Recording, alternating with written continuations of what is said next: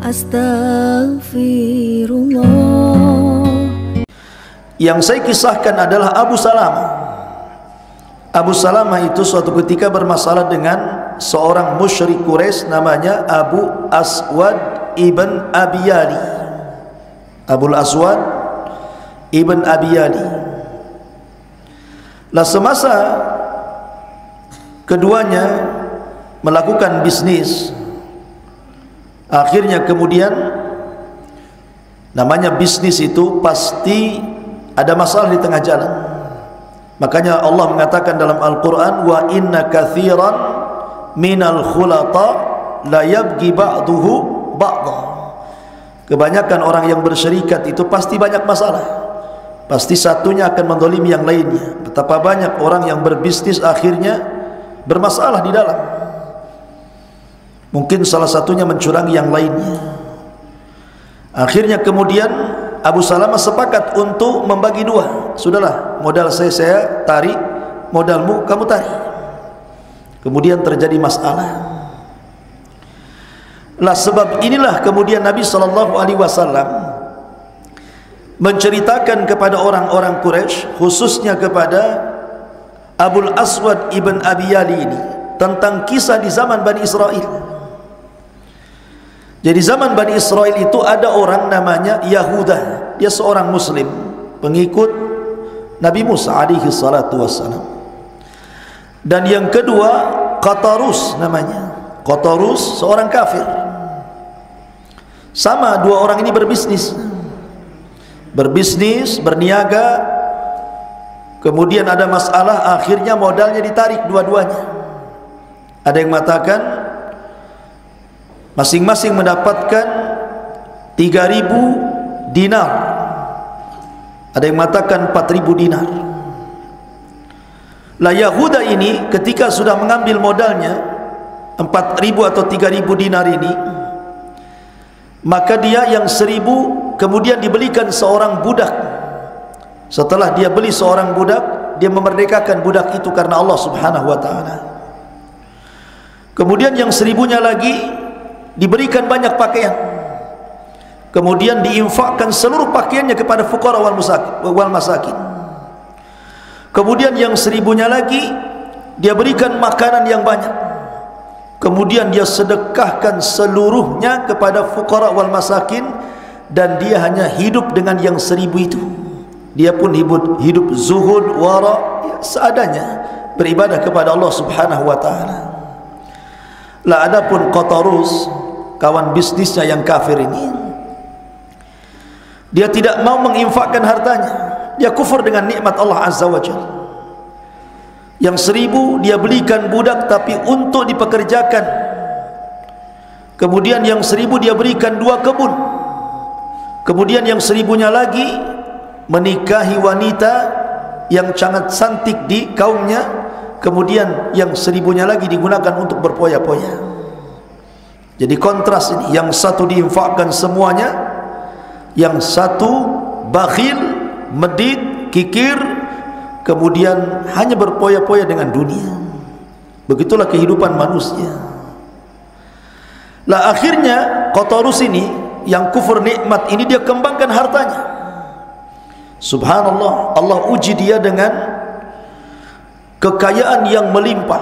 Jadi setelah dia memiliki 2 kebun, kemudian kebun itu isinya pohon anggur, dipagari dengan pohon-pohon kurma. Kemudian dia tidak susah payah mengairi karena di situ ada sungai yang langsung mengairi. Belum lagi kemudian pohon-pohon yang lainnya, Allah takdirkan seluruh pohon berbuah, tidak ada yang tidak berbuah. Artinya ini diuji oleh Allah Subhanahu wa ta'ala dengan kekayaan. Dan Allah katakan, innal insana la yatgha an ra'ahu istaghna. Manusia itu mudah melampaui batas ketika Allah bentangkan kekayaan kepadanya. Itulah yang dirasakan Qatarus.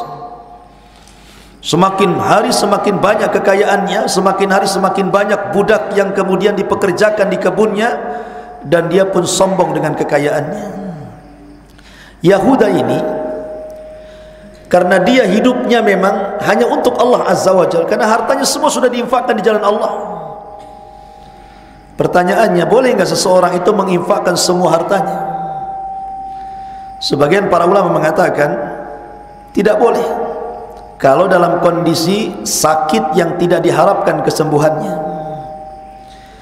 Tapi kalau dia sehat dan dia punya skill, seperti Abu Bakar Siddiq radhiyallahu an, dia tujarul zahab, dia pembisnis emas, sehingga walaupun kekayaannya semua diinfakkan di jalan Allah, dia punya skill, dia bisa cari lain, maka dibolehkan kalau seperti ini. Tapi kalau tidak punya skill, tiba-tiba kemudian dapat harta warisan dari orang tuanya, diinfakkan semuanya, jangan. Nanti hidup di lampu merah minta-minta nanti ya.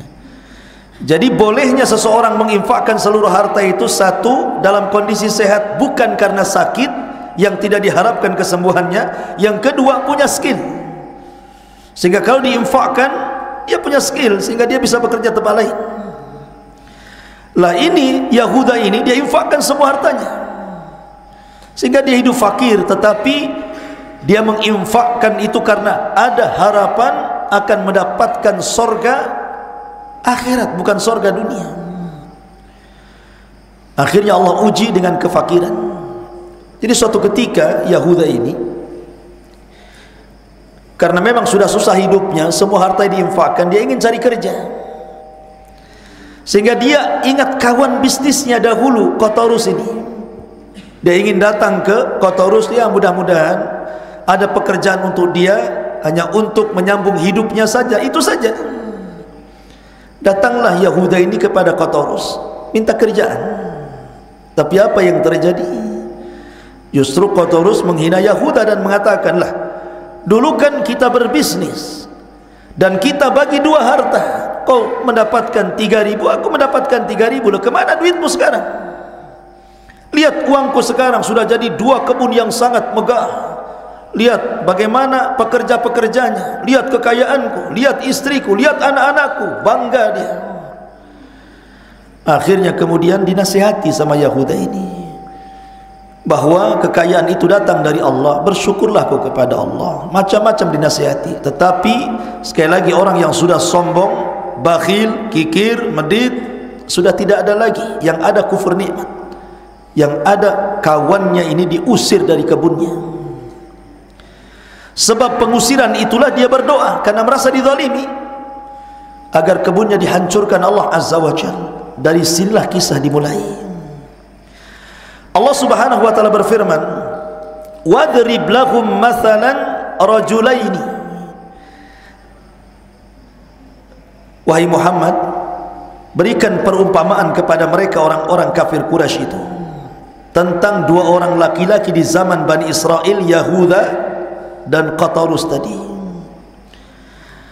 Ja'alna li ahadihima jannataini, yang kafir ini diberikan oleh Allah 2 kebun yang luar biasa, min a'nabin wa hafafnahuma binakhlin wa ja'alna bainahuma zar'a. Subhanallah. Kata Allah, kami beri 2 kebun anggur yang luar biasa, karena saat itu buah-buahan yang sangat mahal itu anggur. Sama zaman sekarang juga anggur ya. Susah orang kalau nggak punya duit nggak bisa makan anggur zaman sekarang. Anggur itu makanan orang-orang kaya saja. Ya, orang kita jeruk, apa namanya, duku ya. Kalau anggur ini agak mahal, apalagi anggur hijau tuh, nengoknya saja malas kita, tak sanggup beli. Yang tak ada bijinya tuh. Jadi zaman itu memang anggur sama, memang makanan yang sangat mahal, dan Allah berikan anggurnya bagus-bagus. Bukan hanya itu saja, seluruh pinggir pohon kebunnya itu dipagari oleh pohon kurma, dan pohon kurmanya berbuah juga. Bukan hanya itu saja, aliran sungai ini mengalir setiap hari, jadi dia nggak susah payah, nggak harus kemudian diangkut dengan orang, tidak. Sudah terairi sendiri dengan air sungai itu, sehingga ketika memetik hasilnya tinggal petik saja dia. Belum lagi pohon-pohon yang lainnya. Makanya Allah istilahkan jannataini. Jannah itu artinya, kenapa surga disebut jannah? Karena surga itu taman, kebun. banyak buah-buahan di dalamnya. Jadi Allah Subhanahu wa taala mengistilahkan dua kebun orang kafir ini seperti sorga, saking rindangnya, banyak buah-buahannya, sehingga Allah katakan kiltal jannataini atat ukulaha walam tadlim minhu syai'an wa fajjarna khilalahuma nahara. Kedua kebun itu menghasilkan buah-buahan yang banyak dan Allah tidak kurangi sedikit pun dari hasilnya. Jadi semakin hari semakin banyak panennya, semakin hari semakin luar biasa panennya. Dan kami berikan di celah-celah kebun itu ada sungai yang mengalir. Nikmat gimana lagi coba? Dia punya kebun, ada sungai, tinggal tunggu hasilnya. Setiap panen datang manen, gitu saja ceritanya. Wa kana lahu thamarun, dan dia memiliki kekayaan yang sangat besar dari hasil dua kebun yang sangat besar itu. Dari sini orang yang beriman ini kan datang Yahuda kepada Qatarus itu, ingin cari kerjaan, ingin cari kerjaan, tetapi yang terjadi malah diusir, sehingga dia ingin menasihati kawannya. Faqala li sahibihi wa huwa yuhawiruhu, maka Yahuda berkata kepada Qatarus, dan dia berjidal, berhiwar, ana aktsaru minka malan wa azzu nafara. Tiba-tiba yang kafir ini, Qatarus ini, mengatakan kepada yang beriman, ya Yahuda, lihat, sekarang aku banyak hartanya dan lihat pekerjaku makin banyak, luar biasa. Setelah itu dia marah-marah dan mengatakan, kamu ini jahil, dulu kita bagi harta, harusnya kau juga belikan kebun, kau juga belikan budak, kau belikan ini itu, macam-macam. Dihinanya dia. Dan begitu ikhwan sifat orang kaya, kalau tidak beriman maka dia akan merendahkan orang-orang fakir. Lihat di sini Al-Quran ini bukan hanya sekedar kisah ini dibaca, tapi ada orangnya. Karena Quran itu al-ibaratu bi umumil lafzi la bi khususi sabab. Ibarah dalam Quran itu karena umumnya lafaz, bukan karena khusus sebab turunnya. Pasti akan ada orang-orang yang seperti ini setelahnya sampai hari ini. Kemudian dengan sombongnya dia mengatakan, wa dakhala jannatahu wa huwa zalimu li nafsi. Masuklah dia ke kebunnya, dikasih tahu kawannya, ah sini kau masuk kebunku, katanya. Lihat kebunku ini. Qala ma adhunnu an tabida hadhihi abada. Dia mengatakan, tidak mungkin kebunku itu hancur dan akan terus berbuah. Dia kira tidak akan binasa. Begitulah ikhwan, Allah katakan jama'a malan wa addada yahsabu anna malahu akhlada. Orang kalau sudah tertarik dengan harta pasti menganggap dia akan kekal di dunia, kebunnya tidak mungkin hancur. Siapa bilang? Dan memang begitu pandangan orang miskin kepada orang kaya, kadang-kadang gitu juga tuh. Ketika dia ngaca orang miskin padahal usianya 30 tahun kayak 60 tahun wajahnya, tapi tengok orang kaya 60 tahun kok kayak 30 tahun wajahnya, kan itu. Mungkin karena suka ke salon, suka apa namanya, sauna. Orang miskin saunanya tengah hari, terik matahari, saunanya hitam lah dia, kan gitu, ya kan. Jadi seolah-olah kemudian orang miskin melihat orang kaya itu kok awet muda gitu ya, dan orang kaya melihat kepada orang miskin kok awet tua pula dia. Nah, begitulah memang dunia. Ya. Qala lahu sahibuhu wa huwa yuhawiruhu. Dari sinilah maka wa ma adhunnu sa'ata qa'imatan wa la in rudidtu ila rabbi la ajidanna khairan minha munqalaba. Dengan sombongnya lagi dia mengatakan, setelah dia mengatakan tidak mungkin hancur kebunnya, dia mengatakan tidak akan ada kiamat. Dia ingkar dengan kiamat.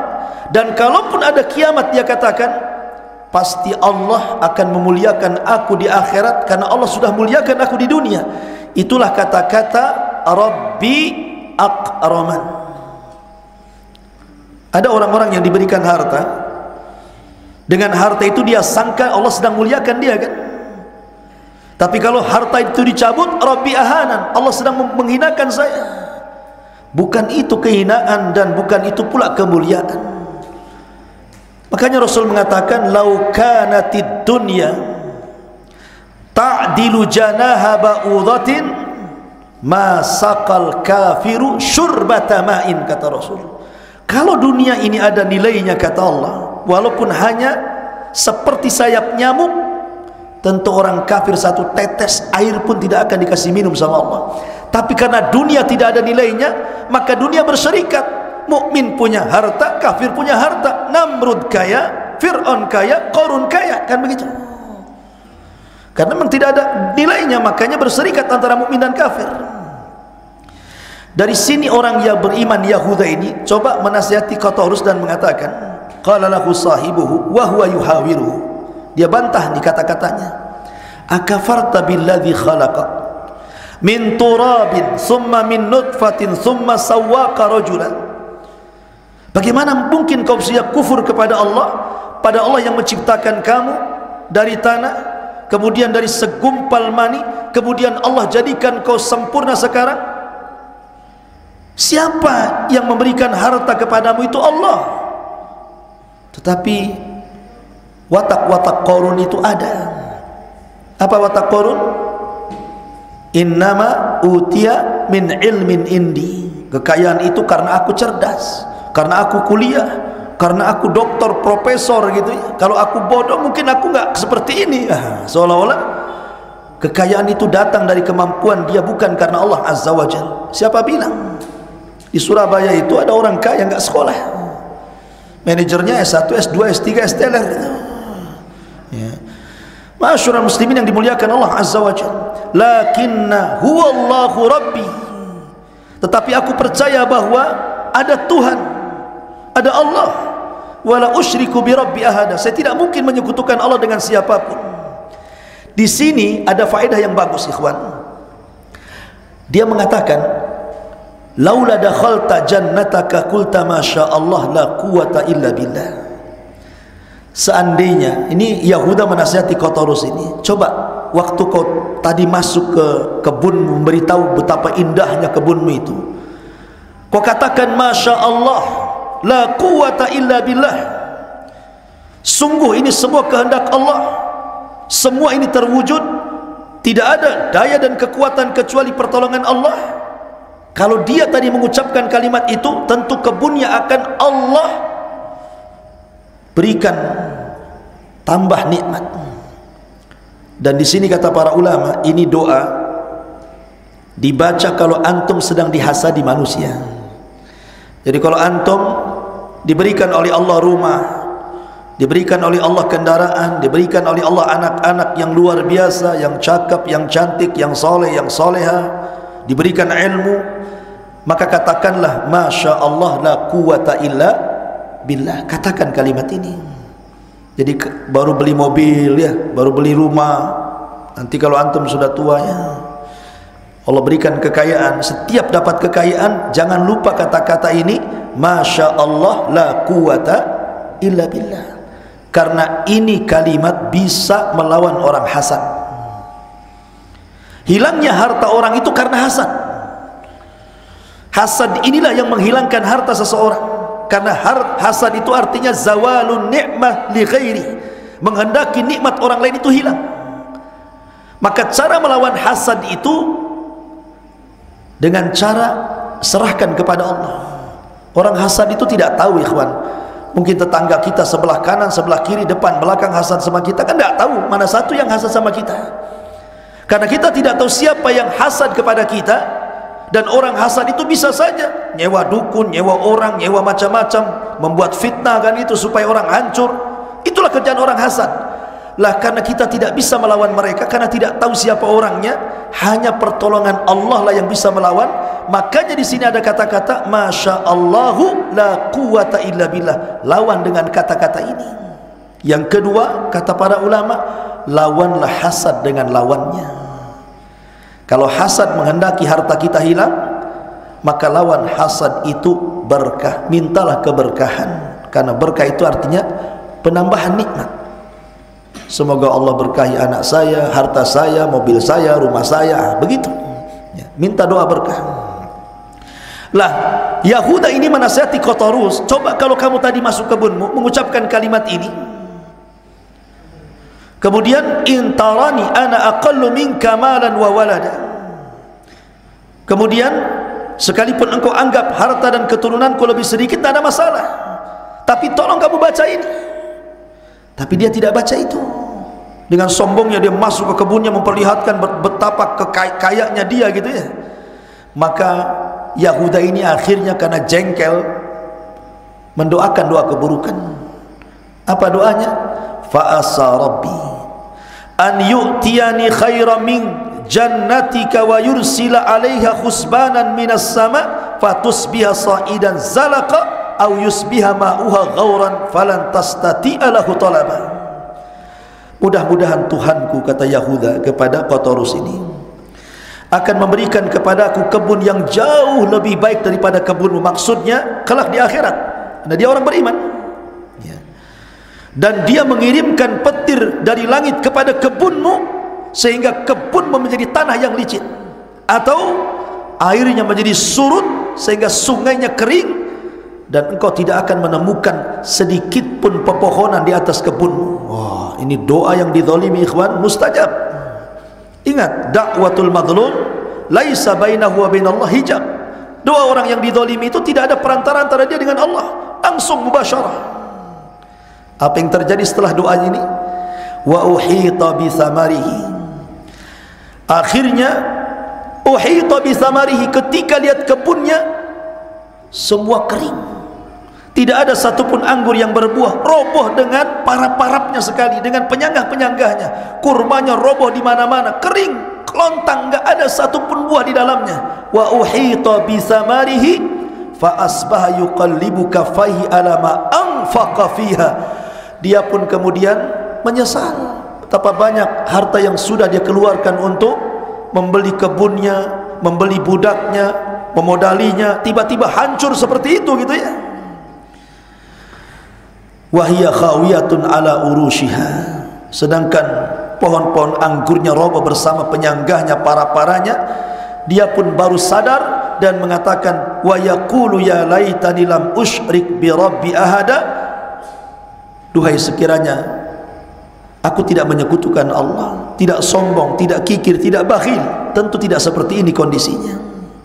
Maka Allah akhiri ayatnya, walam takun lahu fi'atun yansurunahu min dunillah wa ma kana muntasira. Dan tidak ada lagi baginya semua pertolongan yang dapat menolongnya selain Allah, dan dia pun tidak akan dapat membela dirinya di hadapan Allah. Kalau Allah sudah menghancurkan, siapa yang bisa menolongnya? Tidak ada. Maka dari sini ikhwatu fiddin, dari kisah yang cukup menarik dari kisah sahibul jannataini ini, bahwa bertambah dan tidaknya sebuah nikmat itu ada pada syukur, dan hilangnya nikmat seseorang itu ada pada kufur. Subhanakallah bihamdika asyhadu an la ilaha illa anta astaghfiruka wa atubu ilaik. Allah taala. Assalamualaikum warahmatullahi wabarakatuh.